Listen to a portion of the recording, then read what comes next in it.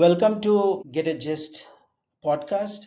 I am your host, Gautam. I'm the co founder and CEO of Good Gist. So, along with us today, we have Stephen Jambo, who's the CEO and founder of AGL Group, a company that's gone from export freight forwarding to becoming a full service logistics partner, moving over 30,000 container a year. AGL just acquired Adiatic Logistic Corp, expanding their flatbed operations across Great Lakes. Has also been vocal about impact of unpredictable tariffs, the value of in-person collaboration, and the road ahead for logistics in an uncertain world. So excited to talk to you. Welcome, Stephen. Welcome to the podcast. Yeah, hi. I appreciate you having me here today. Really excited to just have a conversation and be a part of your program. Yeah, thank you so much. So, Stephen, just wanted to, as a little bit of your journey, founding the company and where it stands today, and your journey and your challenges, some of the memorable stuff. If you can give a little bit of background, how you've been gone through this journey, it'll be great. Yeah, so I this is going to be a little bit long-winded, so I'm sorry in advance. It's fine. So I grew up in a freight family, for lack of better words. In 1984, my parents started the first U.S.-based freight forwarder that had specific lumber and log export contracts. And they were in that business from 1984 until 2000. And in 2000, they sold to Cutonagel, who's the largest freight forwarder in the world.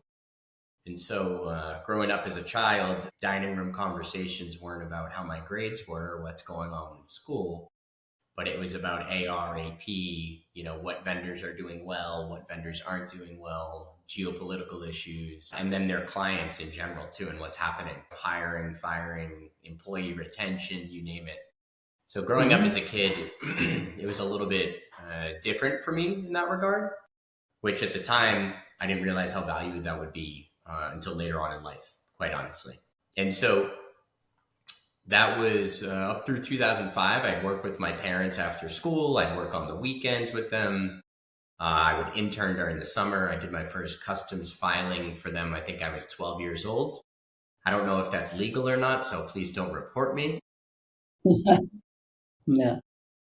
And so after university, it was 2011. I had gone to my parents. I said, hey, I went and studied communications, figured if I can communicate and effectively communicate, I'll be able to do a lot in the world. And said, why don't we start up what you guys had sold again? I'm a little bit older, more wiser. Let's do it. And they said, no, timing is not right. We're not doing it. You need to go experience the real world. I said, okay. So over the next year, I was bumbling along in a telecom job in Quincy, Mass. And I really didn't like the culture. I didn't like what I was doing, but was gaining some knowledge in regards to how the corporate world works.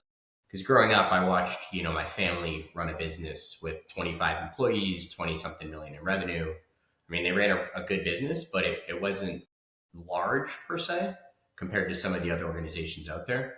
And so I was able to see what corporate America was looking like. I then met my now wife during a vacation when I was working for that telecom company, and she was from Los Angeles.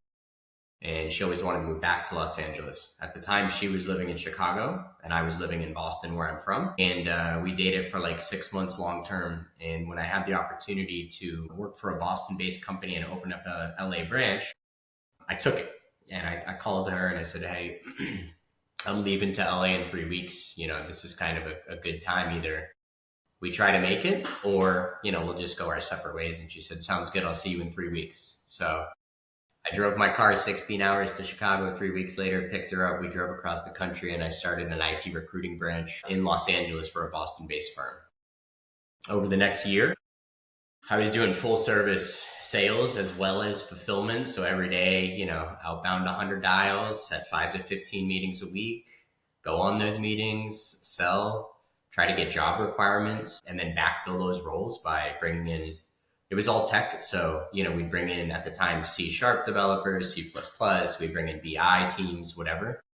And so over that year, I was able to get contracts with Disney, DirecTV, which is now ATT, City National Bank, Nickelodeon, Paramount. So I was able to get into some pretty big orgs. And while I was out there, my parents came to visit me and they said, hey, look, we've seen you working 14, 16 hours a day for somebody else. We have 3 old clients that want us to get going. We won't be profitable, but we're willing to help with some startup capital if you want to do it. So my now wife was not happy with me because she was excited to move to LA, and a year later I'm telling her, sorry, we're going back to the cold. We're moving to Boston. Mhm. And so we packed up and moved to Boston and started the Allied Global Logistics, which is now known as the AGL Group, September 21st of 2013. It was me, my mom, my dad, and my now wife with about 300K of startup capital. And that was, everything from, salaries to office space to cash flow. So the AGL Group is a full service international firm, like you said, logistics. We have a domestic brokerage. We have soon to be a licensed customs broker. We're expecting that sometime in June or July, as well as our big bread and butter for the time being is export. So like you said, we did a little over 30,000 containers internationally last year, and then we'll do north of that this year, and then we'll do about 10,000 domestic trucks. So we'll end up somewhere about 41,000 loads moved throughout the course of the year, 2025. So that's kind of the journey to how it started. When we first started, it was, like I said, me, mom, dad, and in a renovated dentist office. So it's about as unglamorous as it gets. Absolutely. That's how the real startup starts. So basically, Yeah. if you really look at it, why I'm really glad to hear about your story is that this is a pure startup that provides value, and you grow the business accordingly, not just kind of get a lot of money from VC and then kind of do the business. So I think this you put your skin in the game, and then you create value and then grow, and that's absolutely fantastic. Yeah, no, you hit the nail on the head, right? Goods are always going to move around the world. And, excuse me, one of the things that we did, I think, was a little different because I got to see my parents' company growing up. And it was, what I would call a mom and pop shop. Very hard for them to go away on vacation. They pretty much didn't. My child vacations we'd go down to Mississippi. I thought it was a vacation, but really it was a client visit with a day at the Mhm. beach on Saturday. So it wasn't vacation. I just didn't know it at the time. Um, but growing up watching them in that role and seeing how you can provide this customized personal relationship and provide that level of service. And then once they sold to a national conglomerate, over 100,000 employees, offices in 200 countries. Really, really big operation. And the way that they viewed it, they used their systems, their technology, but there wasn't that same emphasis on personal relationship and personal touch. Mhm. And to me, I think there's a big gap in the lower and middle market where you can be a company, especially in today's age, that leverages data, that leverages software, but then also still provides that human personal element at the same time. And it's a value add, right? Because they know they can pick up the phone and call Jeff in my office at any time and he's going to go and help them. But at the same point, they can also go into our client portal if they don't want to bother anybody at them and pull whatever they need. So I think there's one of the things that we've tried to do at AGL is marry the two. We want to have big corporate type technological infrastructures, but then, and at least offerings, but then also still provide that mom and pop feel. So that's kind of Right, what we've been after is trying to thread the needle. And so, um, yeah, I think there's a lot of value there, like you were saying. right, absolutely.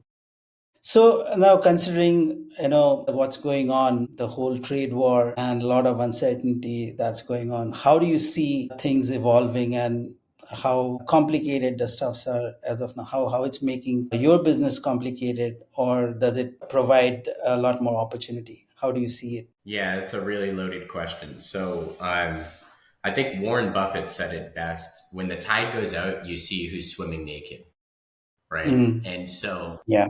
sorry to give you such a graphic image, but right now the tide is 100% going out. And so this goes back to what you said initially about providing value.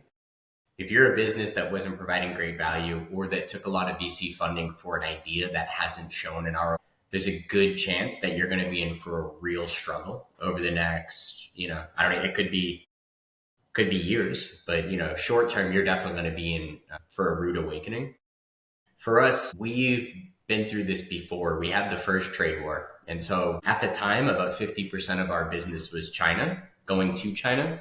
And so when that first trade war hit, that was very challenging. And we bootstrapped this business. We have no outside capital. One of the things that we've been doing since the day that we started was we've just been socking cash away. And so, some founders, they want to have, the Lamborghini and the beachfront house. And don't get me wrong, that sounds awesome.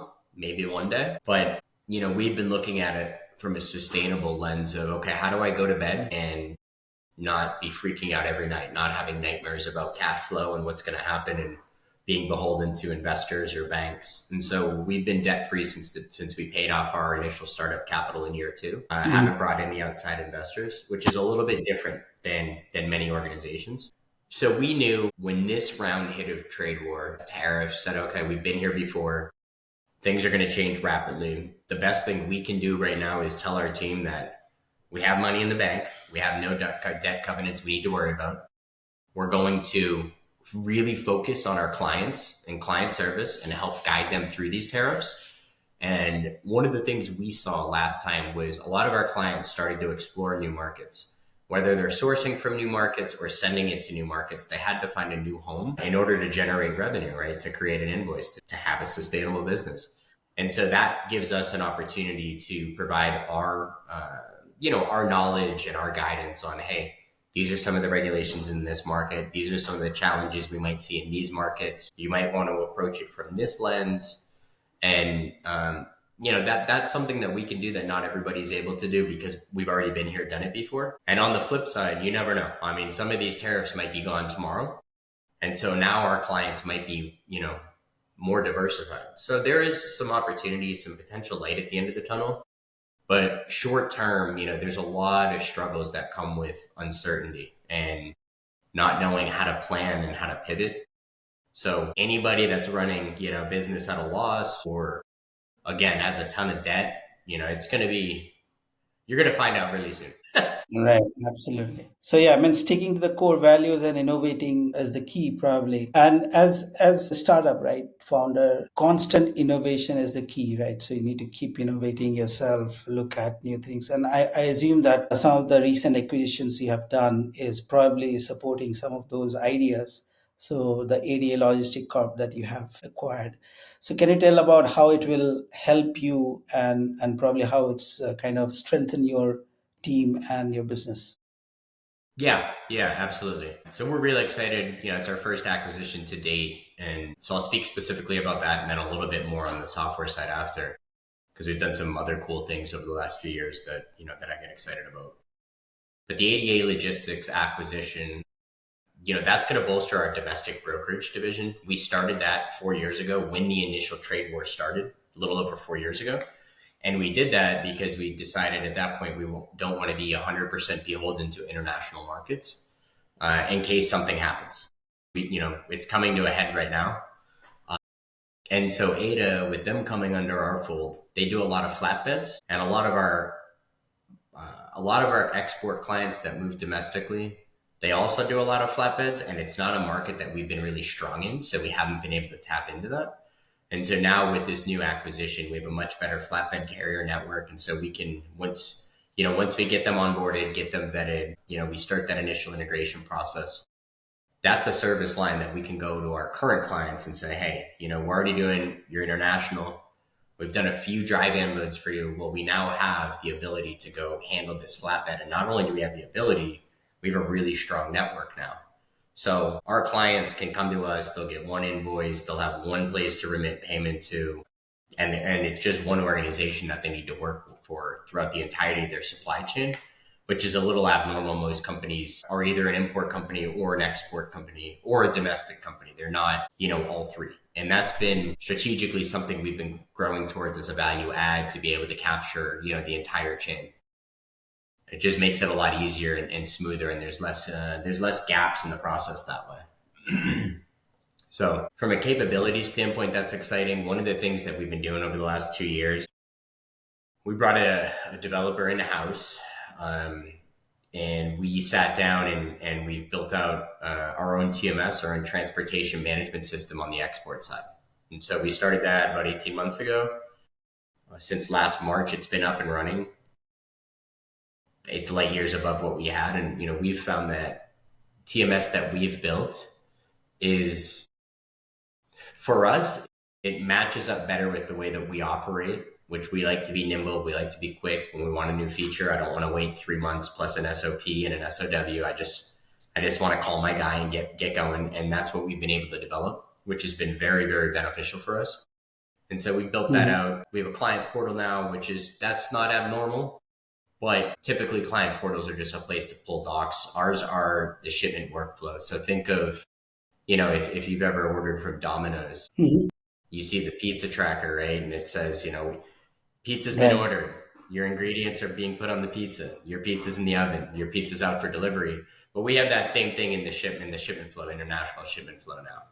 And so Right. our So clients, probably along with the geo tracking and all, right? So your whole palette, how it's yeah, moving. exactly. And so now our clients can just go in and they can look at, if they have 100 shipments, they can see where everything is in the process. They don't need that, keep everything on their side. And this gets back to the markets that we serve. We serve kind of that lower to middle market.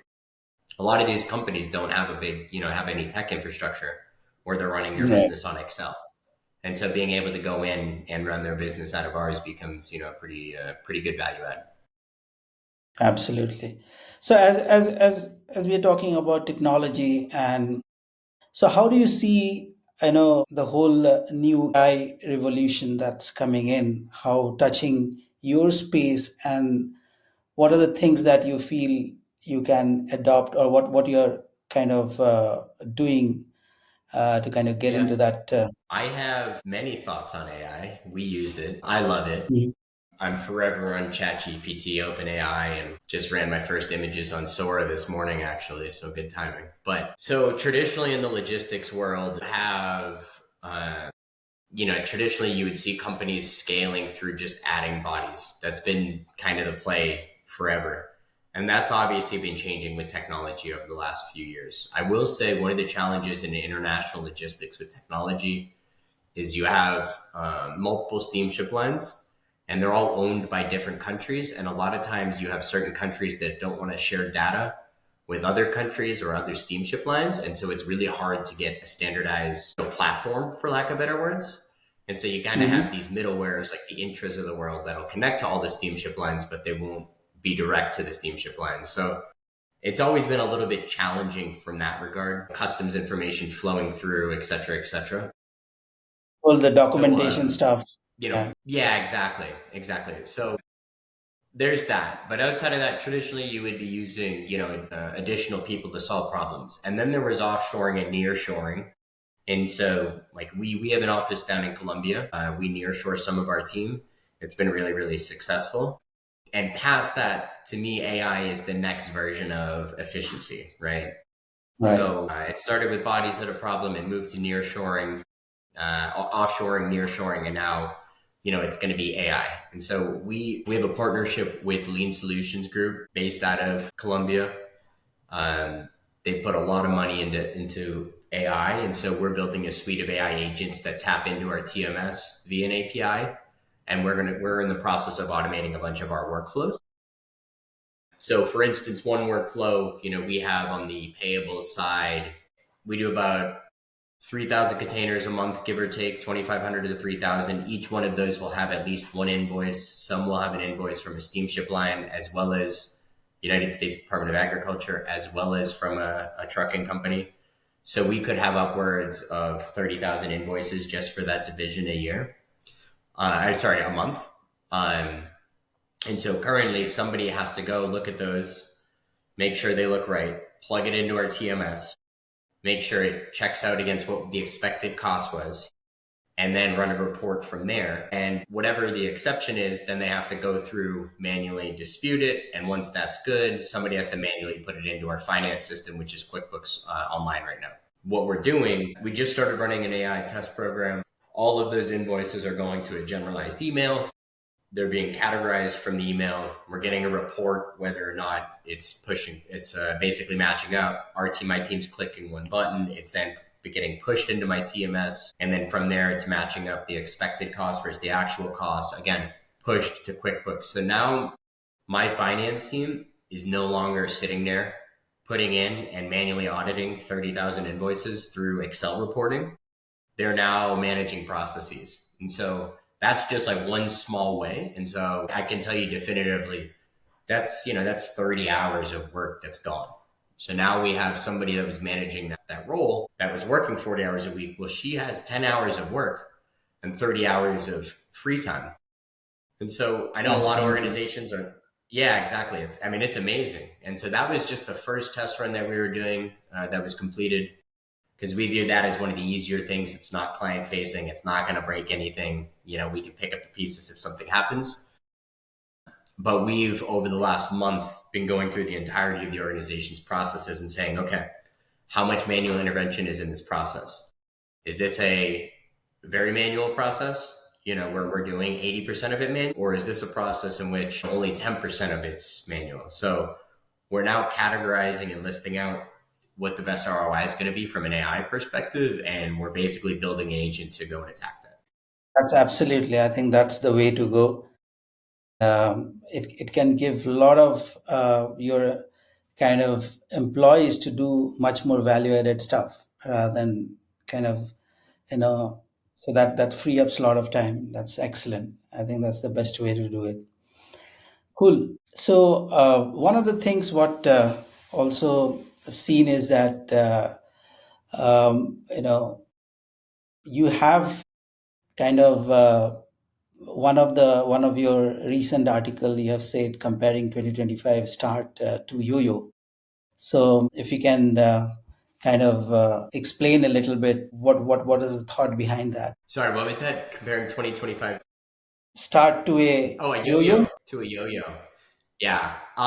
Yeah, a couple of things. I just kept thinking of the visual. We have basically this gets down to the US administration, but on Monday, and let's not think about this last week because you had April 2nd with the broad tariffs. But before that, I'd Mhm. wake up to tariffs on Mexico and Canada. And then by the next day, the tariffs would be gone. And then over the weekend, one weekend, we were going to tariff Colombia to death. And then by Monday, everything was hunky dory. So, I compared this year from an administration standpoint to a yo-yo because it's like, you have the yo-yo in your hand, it goes down, and the second it's down there, it's going back up. And then it's just been this constant flow of back and forth. And every once in a while, there's a new wrinkle in. So, you can do tricks with the yo-yo. And so, there might be a trick that's thrown in there once in a while. So, I think a yo-yo is just a good visual representation of the way that the current administration is handling, things, for lack of better words. Yeah, yeah, yeah, makes sense. So one of the things what I've seen that culture of your organization is, you have a lot of emphasis on that. So do you want to kind of touch upon about the culture of your organization and how much important it is for you and how it kind of translate back to your whole operations, right, and deliverables? Yeah. So, culture is the lifeblood of the organization, I think. So I don't think enough emphasis, well, let me back this up. I think there's a lot of emphasis put on culture, but I think typically when people are thinking about culture, they're thinking about ping pong tables and pizza and stuff that's kind of floofy, not necessarily value add. It's real surface level type stuff. Like how many Mhm. happy hours can you do? To me, that's not culture. That's great. That's a team outing. Um, and so we have our TMS. We use HubSpot as a CRM, and we have our backend for finance. We have all these systems, but most companies don't have a system for how they operate their people. And so we use what's called EOS. And if you ever read a book, Gino Wickman's Traction is really good. EOS stands for Entrepreneurial Operating System. And what that means is, right, I'm in the CEO role. My role is it's more strategic, more thought, more visionary. This is where the organization's going. This is how we plan to get there. Um, in building culture is part of my role. And below me is our integrator, our VP, Jeff. And so Jeff and I are constantly meeting, and Jeff is helping to implement a lot of the vision that's going to help get us there. And that's more boots on the ground operational. Below Jeff, obviously, you have your leadership team, managers, team leads, and then individual contributors. Everybody from myself all the way down to, an operations agent, somebody that just started last week, everybody has a number that they're going to strive for. And that Mm. number, all the way down in the lowest level, rolls up to the team number, rolls up to the department level number, rolls up to the overarching number, which rolls up to our total goals. And what we do every day, we share all those numbers, but every first Friday of the month, I'll run a staff meeting and I'll go through them. So Mm. when I think culture, I'm thinking accountability, because you need accountability and you need something to be striving for. So there's accountability, there's purpose that's associated with it, and it shows how that your individual number ties back to the company's greater goals. And so then you get this collective unit moving forward. So don't get me wrong, I think culture is part of doing the things like I mentioned, doing the happy hours, going out with the team Oh, to, a soccer match. That's team bonding. That's really good. But having the open, honest, transparent, nature, and the fact that we have an open door policy, everybody's able to share ideas. We're all striving towards a singular goal that everybody has a part to play in that goal. That creates a very intentional culture, which I think is really important. There's a saying, and I'm sure you and everybody else have heard it. If you want to go fast, go alone. If you want to go far, go together. And absolutely. to me, it's true. I, as an individual, I could go fast. I don't, we wouldn't be doing 41,000 loads, maybe 1,000 or two, you know, and I Yeah, wouldn't have any time off. But if we want to scale, which we do, our goal in 5 years is to do 200,000 loads annually. We gotta get it moving together as a team. very well said. I think very well said, and that's I think extremely important. And also, sense of belonging and be part of the team, and also, taking additional responsibility, be accountable. So I think that's perfectly you have said, and that's all. It's a team effort afterwards, right? So Yeah. everyone has to kind of join in. That's absolutely right. Right. Yeah. So Yeah. We're a little bit, sorry if you don't mind, one thing. We're, yeah, we're, yep, yep. I believe in if you're going to have numbers that roll all the way down and you're going to be open and honest, you need to do it at the highest level. When we do those staff meetings, I mean, our entire company sees the P&L all the way down to net income. Everybody knows exactly where we stand at any given moment. And so everybody knew during the acquisition we just made where we were at in the process. I'd update them every month. They knew the date, but I'm running a staff meeting on Friday, and our team will know on Friday exactly how much money we made or didn't make for the month of February and March. And that just is what it is. We know what departments have done well, what departments have not done well, and to me, that's really the only way to to get open and honest feedback to move forward. Yeah, totally being open and no surprises. I think that makes sense. It Yeah, may be at times difficult times people might see, but then you get the solutions fast enough. exactly. Cool. So, Stephen, there are a lot of young entrepreneurs and who are probable entrepreneurs would watch you. And what would be your suggestion? What are the, if you need to say that these are three do's and three don'ts, what would be those you'd want to advise? Yeah, three do's, three don'ts. Do just go for it, whatever it is. I think there's a lot of people who have some really great ideas and they get too caught up in trying to create this perfect product before they ever do anything with it. Hmm. And, at the end of the day, nothing's perfect. We have this great business that I've been running for almost 12 years. I can literally give you an event that happened every single year that was not planned for since we started. And, we've had to overcome it and we've had to pivot a million times. So Yeah. I would say just go for it, whatever it is. A don't compare yourself to others. I think a lot of people to other businesses. I think a lot of people sit there and they say, "Oh, this person, they raised all this money," or this company, they got they got $100 million exit, or this person, so and so. That's good and dandy. I mean, I think it's really important to be aware of what's happening in the marketplace, but it doesn't matter for your company what somebody else is doing or for what you're doing. At the end of the day, if you're going to do something, you need to drive value doing it, and you need to focus on your clients and your product. All that other stuff is just noise. I think there's too much noise in today's world. Right. Another thing, and I know there's a lot of AI email tools now. Hmm. I personally would say get out there in person and start meeting people, because I can tell you every morning I wake up and I put 50 to 60 emails in my spam folder in addition to the other 120 that came in overnight. Hmm. And almost all of them are some form of an AI or a drip campaign, that I was enrolled in at some point. And if you have the ability to get out there and actually shake somebody's hand when you call them, that conversation and that deal is going to be done way differently than if you just met over email. I do think, especially in today's world with AI, I think you're going to see a shift back towards in person relationships and in person sales. And I think it's going to come a lot quicker than people think, Right. personally. I totally agree that, the human touch, probably the most important part is when building trust. And without building trust, you can't sell or can't have a Yeah. long-term relationship, right? So I think Yeah, that's absolutely, exactly. that's Yeah. great. Another one too, and this is just something I've been saying a lot around the office, but it's sales is the promise and operations is the proof. So you can sell all day, but Mm. if you can't fulfill whatever that is, whatever your promise was, you're never going to be able to do anything. So it's really great to have a robust sales team, but you also need to make sure you're really taking care of the fulfillment and the operations piece of the business. That doesn't matter if you're in logistics or software or in financials. What it doesn't matter what market you're in. You need to be able to deliver on whatever the promise was. Right, Trying to think.